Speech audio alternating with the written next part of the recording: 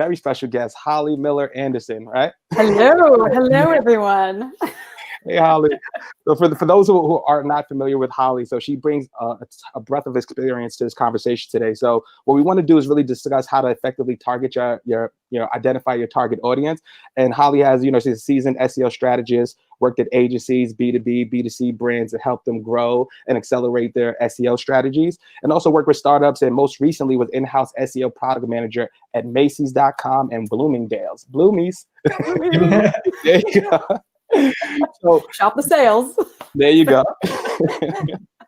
So our main goal today, for those who are listening, for those first time joining, so Rankable is just our own platform where we basically have other digital marketers come to the platform and really discuss things that are happening in the industry, try to give you tips and tricks that you can hopefully implement to your own business strategies, and then take it from there. So our main goal today is really just showcase the importance of how to accurately identify your target audience for any business, and how it really can impact other aspects of your business.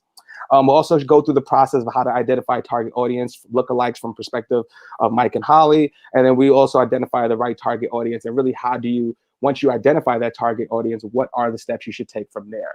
So if you guys want to start, right? No, I'm sorry. Just sell. Are we live? Keep selling.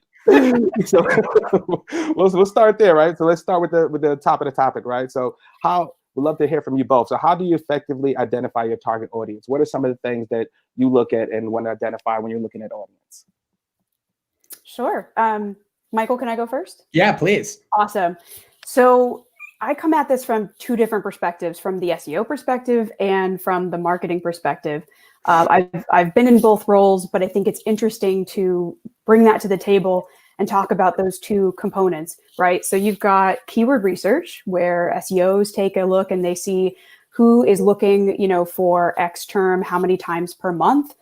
You can do your keyword research whenever you want, quarterly basis, seasonally, whatever works for you.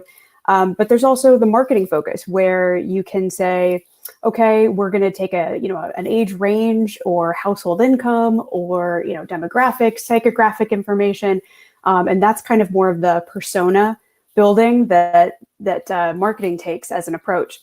And I think looking at those two and really, really putting those together is the key to actually finding the right audience. And Michael, I'll let you jump in real quick before I go on about my rant about audience and age ranges.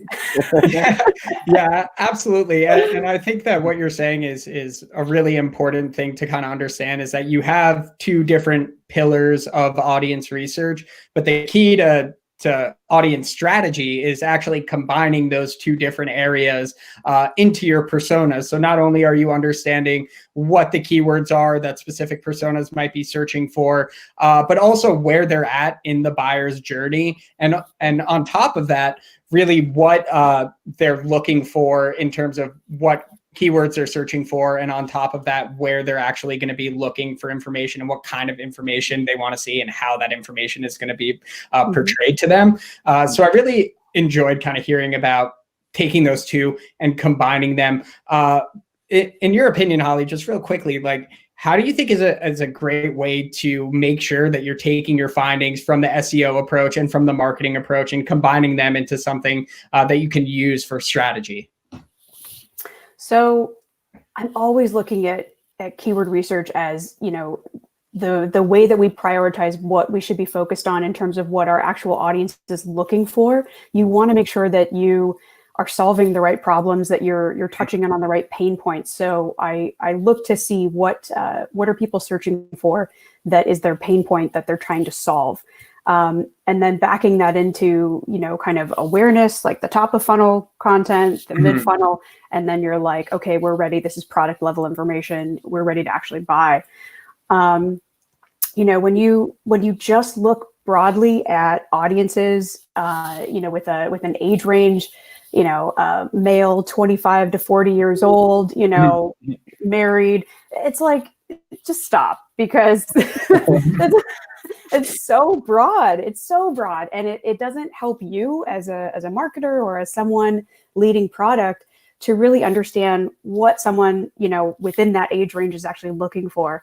And my real thing about that is, like, let's let's just turn that on its head and really look into 5-year increments. Let's look at someone who's 25 to 30, then 30 to 35, and then 35 to 40, and take those each respectively, because I think they'll be a lot more effective. Someone who is 25 is very different. They're in a different headspace. They're in a different life stage than someone who, hopefully that's not a failure to launch, but it's like 35, between 35 and 40, like you're completely different tax bracket, different hopefully earning income. Maybe you've moved around a bit. Like, it's just one of those things where marketers can no longer afford to just kind of paint with that broad brush and be like, yeah, it's like this age range, and and women 20 to 40 need this skincare, and you're like, my skin was very different in my 20s as opposed to now. And I can spend differently just depending on my income, blah blah blah. So that's what I think marketers are doing themselves a disservice. Like, really niche down. I think it's completely appropriate to look at a broad scale, and say, what's sort of the broad customer base here. But if you really want to be effective and find that audience that can spend with you, that you want to talk to and nurture and spend your time on and develop, you need to really get specific. And I would say, 5 years is a good amount of time to really get the details right, so that you have the right talking points. You can address them in the right channels. You can find them. You can talk to them about how your product actually, fits into their lifestyle or solves, the problem that they're searching for. So, yeah. And I think that's such a good point. Done. I think that's such a good point, because I feel that a lot of times marketers, when they're doing this type of research, they kind of take the personal aspect out of the equation. And the fact of the matter is that if you think of yourself as someone who could potentially be buying this product, and you think about where you were as a 25-year-old versus a 45-year-old, there should be a little light bulb that goes off in your head saying that there's a huge difference. So really taking a step back and kind of understanding how you, the consumer, would view these different personas and how accurate they might actually be based on things like age ranges is something that a lot of people tend to forget. But I wanted to kind of ask this question because I'm also a little bit curious with this huge digital shift that we're seeing right now with coronavirus, where people can't even really go out and shop like they used to. My thought here would be that these wider age ranges actually might hold a lot more value, in that people, let's call it 65 years old, maybe they weren't the first people to shop online, but now they're kind of being forced to. How do you kind of think about that? And as a marketer, how do you guys like prepare for a shift like this, or react to a shift like this, so that you're understanding these new personas and the new way people are buying right now?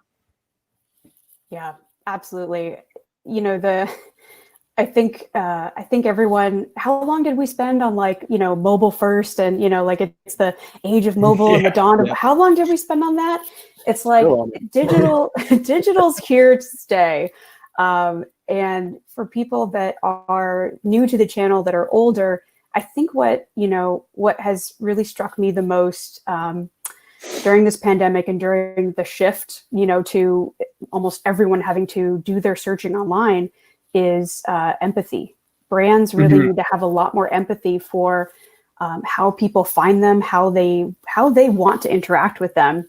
So, probably the best example is restaurants, these days. I'm sure a lot of people are used to online shopping and, getting things done on Amazon. But, when you're maybe looking to order food, or ask, restaurants notoriously do not have great websites. I'm sorry for their ordering. But when you look at people that want to transact with you, and they might want to call and say, well, I have this peanut allergy, or how do I not make sure that that the food's going to be safe, or how is it delivered, what's your cleanliness process right now, do I come pick it up, do you deliver it to me, is there an extra fee? So there's so much more that businesses have to really think through to empathize with the customer, and really help them understand, like, how can I help you be more comfortable with, the process of doing business with us, and just that full communication, soup to nuts. Yeah. Food references.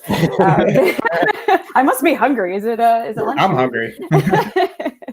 But like, that's the biggest thing, is that I think businesses for too long relied on people just walking in, browsing, and spending money with them. And it's like, you know what? Everybody has options, and everyone has different comfort levels as well. Like, my husband and I have only been dining outdoors only. And it's like, I was never skittish, but like, if we go into a restaurant and there's, it's crowded or something, I'm like, nope, no, like we're getting out. And so it's like, tell me in your website or in your Google My Business that you have outdoor patio seating, that your capacity is X, or, your hours are adjusted or what have you, like, but bring that out, because that's what I'm searching for as a customer who actually will take a chance and come out and spend money and, and be comfortable enough to sit outside. But that's what it takes, is figuring out what your customers are comfortable with, or at least just articulating to the fullest effect of what you are doing as a business, on your website, your social media, just, all the channels that you have. Communicate, be empathetic, and tell people how you're navigating, your business at this time. Absolutely. I think that's a perfect vertical that you brought up, right? Restaurants. Because like you said, most restaurants don't have a good website, right? They focus on you coming in, you get the energy, the vibe, Call us, iPullRank, call us. Oh, absolutely. We'll do your website. We'll do all that good stuff. Your Google My Business pages are updated. But I think the ones that adapt, right? Because like you said, the ones who have that content on their page, right? What are we doing for outdoor seating, right? What is the capacity, right? How are we cleaning our facilities, right? Have we changed anything to our menu? And then it's even more important for a restaurant. Why would I want you to go to Grubhub? Why would I want them to get an extra cut out of my revenue, right? Yep. So I thinking savvy now is like, how do I create a good user experience for my customer that would eventually be to a delivery, in person, things like that. So anybody who's in the restaurant field, think about that, right? This is a huge opportunity for you to separate yourself from the pack and create a whole experience digitally that could work for your business. Absolutely. And one thing I would want to add is there's a step further that I think that you can be taking, especially once you understand who your audience is to then go ahead and educate your audience. So not shove products or details in their face, but if you're one of the few places that has this absolutely unbelievable outdoor dining experience, then you want to be explaining like why this outdoor dining experience is the way that it is, and why this is different, and why you should choose something like whatever this hypothetical restaurant may be able to offer. So, and it spans everywhere. Like, for example, if you're in e-commerce, maybe you want to teach people about the length of short that you're wearing during the summer, because if you're I want to know where you're going with this. Basically what I'm getting at here is that in order for people, no one's wearing pants, Michael. What are you talking about? You're right. Well, hypothetically, if we weren't all working from home and we had the need for shorts, like a conversation I've had in the past is about like short length and how people don't necessarily know what the best short length is for them specifically. Everyone has a different body shape, and you can see 7 inches and you're like, oh, that's the perfect length for me, but in reality, it looks like you're wearing a Speedo. So helping differently, yeah, exactly. So understanding your audience persona and really who they are and what kind of information is going to bring them back onto your website is going to really help in moving them from awareness down to the purchase area. And I think that if you're continuing to educate your customers, they're continuing to use you as a source of information, and they're valuing your input a lot higher, which will then cause them to hopefully purchase down the end. So I think the whole education piece is something that a lot of people kind of overlook, but you should really be trying to educate every single one of your personas to help move them down towards a potential sale. Absolutely. You know my line, teach them how to fish, they'll learn you sell fishing poles, right? You don't have to sell, you don't have to just keep on throwing product at them. Just, deliver what they want, right? And I think Holly hit it the best earlier when she was talking about the keywords and how you map it to the intent and understand where they are in the buyer's funnel, so you could personalize content, which creates a better user experience. And I love to learn from you, Holly, like what are some of the tools that you use in order to get this information? And then once you do get this, what are some ways that you're actually implementing it across your entire marketing team? I love it. I've got two, and one that I'll touch on first is from my time when I was at Macy's. Listening to customer phone calls is key. So big. Oh, like really? We, as a group, our VP of product would bring us in, and we'd have a couple of the customer service phone calls that had come in, and you could hear the pain the customer was going through, and they're like, but my cart is it's not loading, just something's going on right now, or like, I thought this was the discount and now it's not working. And so you're, as I think day to day, when we look at our own website, we're kind of blind to some of those things that are going on. And so if you actually have customer data that you can tap into, do it, because that's going to be, I think, the biggest thing. When you really put yourself in someone else's shoes and you listen to what they're going through, maybe you can't recreate the problem, as they were seeing it at the time, but you can start to really understand, like, oh, maybe we need to carry over, the information onto, the last page, so that, they've got all that information in their cart. Maybe there's something better that we can do, with the explanation, explaining the actual product itself, the quantity or whatever. Yeah. But those are the things that you really start to hear and see when you listen to what real customers are going through when they're just trying to transact. Mm-hmm. And so that's an insight that I got from the product side, was really, really listening to your customers. And the second piece is really from the consulting side, when I get a chance to work with different companies, on their challenges. I've really enjoyed SparkToro, which is Rand Fishkin's new product, and it's shout out Rand, and happy birthday to his wife as well. Yeah. So Rand's got this awesome tool, and it's one of those things where, he's opened it up so you get like 10 free searches or something a month right now. Mm-hmm. But you can go in, and it's an audience insight tool. So basically, if you think about if you're someone that maybe you like RVing, and doing, little road trips and kind of taking your family, what else could you be interested in? Where else would you be online? Like, what, videos are you watching? What magazines are you potentially subscribing to, digitally, or, what other content are you consuming across social, email, television, podcast. So yeah, it's like, that's almost, to me, with an advertising background, that's like a media plan, Mm-hmm. So when you start to really look at it and you're like, okay, what is this? Who is this audience? We know we have our product and what we think people, might be interested in, but they're real people, and they have lives, and they go out and they do things, and they consume other content. And so wouldn't it be interesting if they also saw your brand, in this episode of X, or, mm-hmm. In this, in their feed, and that's remarketing in a way. But it's strategic placement. And so when you start to really know the where, you can start dropping the what, which is your product and your service, and really being relevant to that lifestyle and that receptive side of the consumer, mm-hmm. when they're not searching for you, but they see you in another space and another place where they are online. Yeah. I think that's incredibly important, what you just brought it. The main reason why is because people kind of think of these different marketing, digital marketing segments as being totally separate. Mm-hmm. But it's important to understand that they all work together. And whether it be social or paid media or organic or email, all of the messaging has to work towards bringing those personas through the buyer's journey. And, another great thing to really understand is that eyeballs equal like branding success. Every time you can get an eyeball on you, subconsciously people are thinking, oh, this is a brand. Then they see it again. Oh, I've seen this brand a couple of times. And the amount of value that comes from just seeing a brand on different channels over and over again is really almost immeasurable, although I'm sure there's actually a number for it. Advertising people are like, oh, it's measurable. It's impressions. Impressions. Exactly.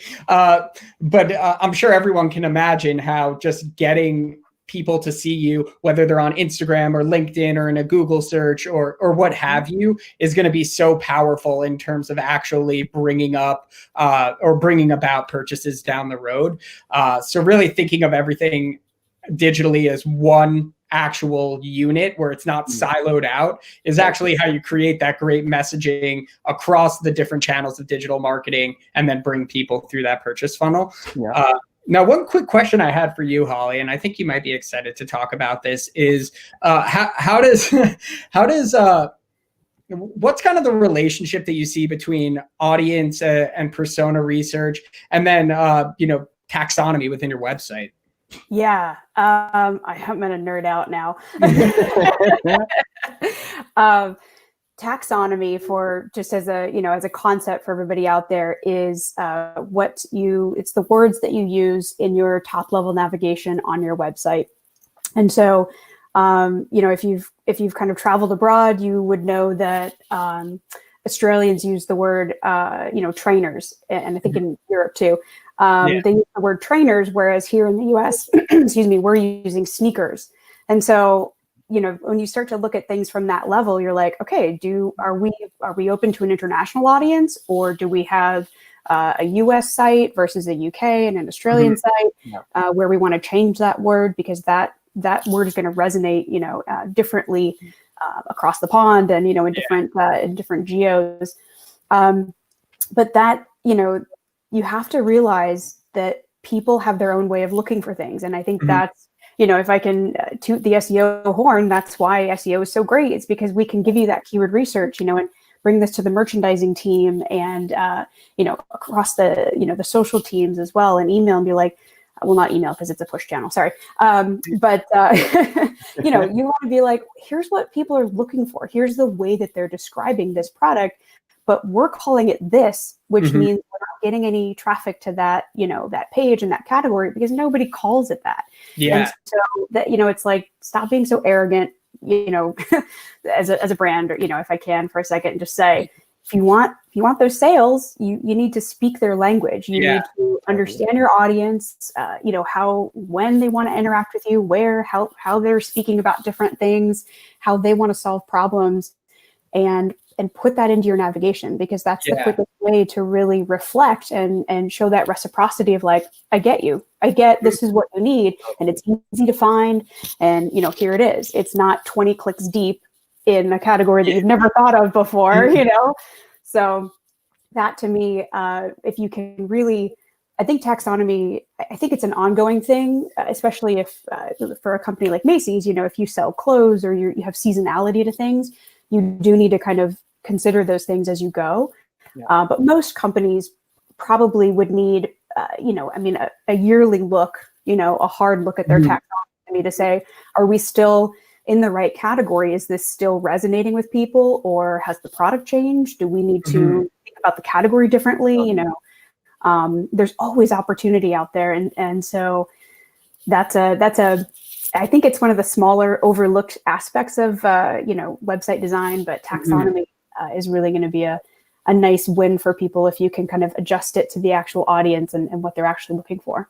Definitely. I think that it's like it's oftentimes a matter of respect in a lot of ways, or just wording things or having things show up like even in your content in a way that speaks to the actual persona that you're looking to go after. So if you're a Canadian and an American company and you have two different websites, like it might make sense to at least understand that if they're going to say color, they spell it with a U. Like when people are in Canada, they're going to be looking for that. And it might not be the reason they don't buy, but it might be the reason why, right? It could be a missed opportunity. It could be, because people just want to see that you understand that if you're operating in a certain market, that you're actually speaking the way that people there speak. And I think that definitely branches into like the content transcreation form of things, which is that, there's obviously translation where you're going in and totally editing content to be in a different language. But then there's also these small little subtleties that are really going to make a huge difference in the eyes of your consumer. And catering to those and understanding the way people like to be spoke to in different geo regions or the different terminology that they use is so important to have someone in a UK or an Australian market see a US product and be like, wow, they actually understand, and no wonder they're doing well in Australia. They totally have it down. So I definitely think that that's a really good point that you brought up there. And, back to the whole persona behind it, it does a lot for them to actually see that you're writing content with them actually in mind. And it really helps in building that brand trust. Yeah. I actually have a question for you both. Like say for instance, I'm an e-commerce brand. I just started out, right? I don't have the resources in order to get the Spark Turo and resources and tools, things that help us identify the audience. What would be step one to identifying that audience? And what are some things they could do with limited budget or limited resources to do some of the things that we're discussing now? So we want the free tools? Is that the secret now? No. What would you, if you're starting an e-commerce brand right now, like what would be step one for you? Yep. I've got a great quote for that, but I will jump off and say that the first thing that you should probably do is check the SERP. Type in what you would think would be something that someone would search for with your product and see what comes up. I've worked with companies where they have no concept of the fact that people aren't searching for what they're trying to solve for. And I'm like, that means you're creating a new category. That's so much work, because you've got to market this and you've got to tell people about the problem they don't know they have yet. And that's a really long haul. Yeah. And so if you're just starting out, the more tactical approach, the faster, to market is make sure you're solving a problem people actually have. And yes, you'll probably have to be competitive against someone else that's maybe already out there. But that's your customer research or your competitor research to find out who else is also in this category. But I'll pull up the quote that I saw on Twitter today for our TAR talk today. This was by April Dunfold, and she got it from a quote from an article by Greg Krogan. And it says, category creation is not a shortcut. 88% of B2B startups reach the IPO milestone by marketing themselves in existing categories.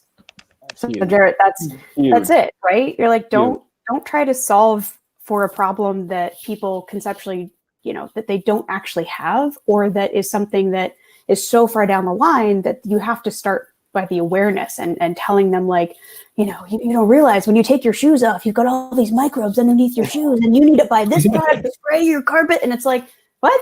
No, I want to come in and put my shoes on a rack and that's it. I mean, you're like, solve for the actual problem that people have, use the language that they have for the pain points that they're searching for. And that's the fastest way to market and the fastest way to help people, so don't waste your time on something that they're not really looking for yet.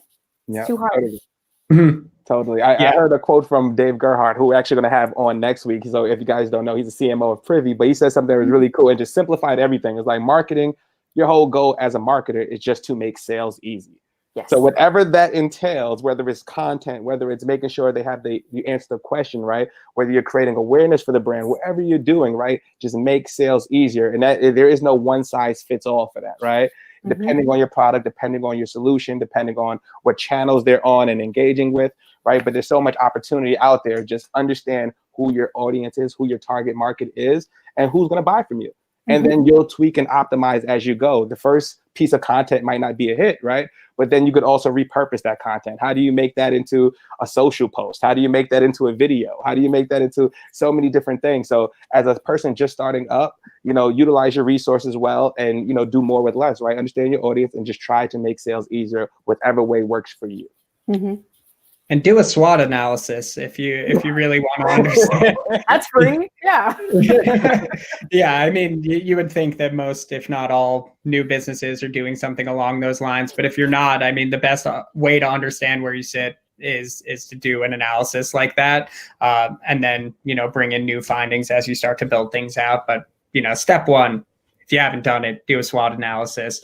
It'll help you in positioning yourself and your company. But with that, it looks like we're running a little low on time. So I figure we open it up. Does anyone have any questions that we can answer for you guys while we're still here? If so, just feel free to drop it in the chat.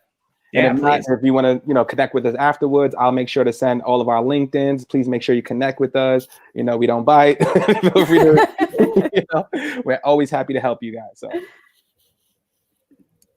absolutely. And with that, I'll put my LinkedIn in the chat if anyone has any questions related to audience and, well, I guess SEO, digital marketing in general. Always willing to lend a helping hand and chat a little bit more about it.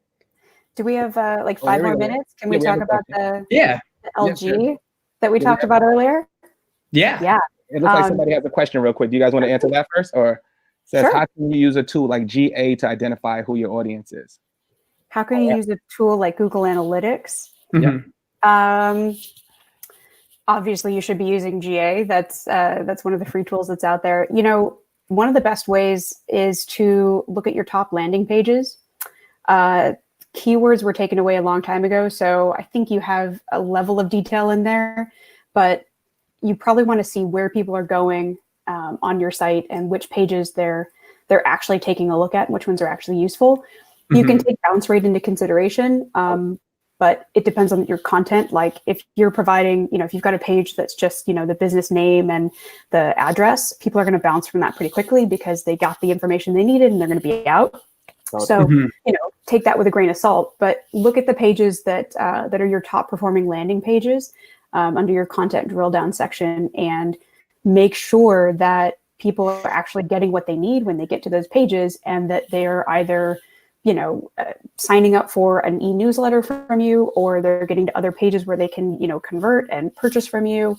So make sure to kind of evaluate that the pages people are getting to are the ones that are good for them as a visitor, but also good for you as a business. Mm-hmm. Which also goes back to the user experience what we were discussing, right? So if you go to a certain landing page and like you said, if you see a high bounce rate, that could be indicative of you not having the right content there. You're not answering the right question. Maybe you don't have enough content on the page, right? There's so many different things that you could look at just from GA, but that's definitely something that you should be looking at to identify your audience, right? Understand what pages they're going to, what it's like, and how can you tweak and optimize, right? To lead them to that conversion. Mm-hmm. Absolutely. And Holly, what was that last topic you wanted to go over real quickly? Oh, I was going to give the example that we talked about in the green room before we came on. So, like a great example of knowing your audience right now is a commercial that has been hitting our TV lately a lot, and it's by LG. So they make TVs, they make refrigerators, and this particular commercial is for it's an ice making machine that's inside of the refrigerator, and it makes like these perfect ice balls. So you can put them in cocktails. What's that? For your whiskey. For your whiskey, exactly. Yeah. But so what I loved about this commercial and what resonated with me about what we're talking about here is that this commercial, if you look it up on YouTube, it's called, I'm going to make sure, Be a Baller. That's what it's called. Mm-hmm. So if you look it up, like Be a Baller by LG, they have probably like 3 or 4 different audience groups. Like, so it'll be the little kids that are putting the ice balls in their chocolate milk and, a guy who, single bachelor who's, putting it in his scotch or his whiskey, at the end of the night. And it's like, grandma is dropping the ice balls into her drinks, with her lady friends, the Red Hat Club. And, it's like, it really shows you little kids aren't making a purchase for a refrigerator, but they're probably influencing it in some way. And so you can have multiple audiences that use the same product, and being aware of how they do that, like they're all ballers, so to speak. But they're all doing it in their own way, and it's the same product, but each person uses it differently, puts it into a different drink, different cocktail or what have you. And so that was just, I was like, damn, that's knowing your audience. That's so well done. Well done. That's a great part of that. Like knowing your audience is one thing, but knowing what to expect from them and knowing what to deliver to them is the holy grail of it, right? You understand your audience, right? That was a broad brush, right? Everybody can use ice, but at the same time, it's like, how do you make it feel all inclusive, right? So now if I'm a father, I'm like, okay, my son can use this in milk. I can use this in my whiskey. Yep. Grandma can use this in her. Everybody can use it. I'm going. Everybody needs it. I'm going. It's a way of showing how they solve the problem in a cool way. Yeah. Cool. Oh, I like that with the ice. Cool way. Yeah. Oh, there you go. See what you did there? I see what you did there. But definitely want to thank you again, Holly. Like, I really enjoyed the conversation. This was super helpful. It was very informative, and we really appreciate you, joining on Rankable episode 13. Thank you for everything. Yeah, of course. We're gonna do another one. We definitely have to. We're gonna do another one. But I just want to say thank you to everybody at home. Thank you for all the watchers, the viewers. We're on episode 13 now because of your support. So we really, really appreciate it. We're looking forward to more. We have LinkedIn All-Star next week with Dave Gerhardt, and then we have another one with Darren Alpert the next week, who is actually he actually has a business that's invested by Mark Cuban. So he's going to tell us how to, pitch your business to VCs and things like that. Should be really cool. So we have a great couple of weeks. Thank you all for the continued support. And if there's anything we can do to help you guys, please let us know. And thank you again. Yeah, thank you guys so much, Holly. Thank you so much as well. Really had a great time chatting with you all today. Perfect. Have a great one. Enjoy. Bye, guys. Thank you. Bye. Bye.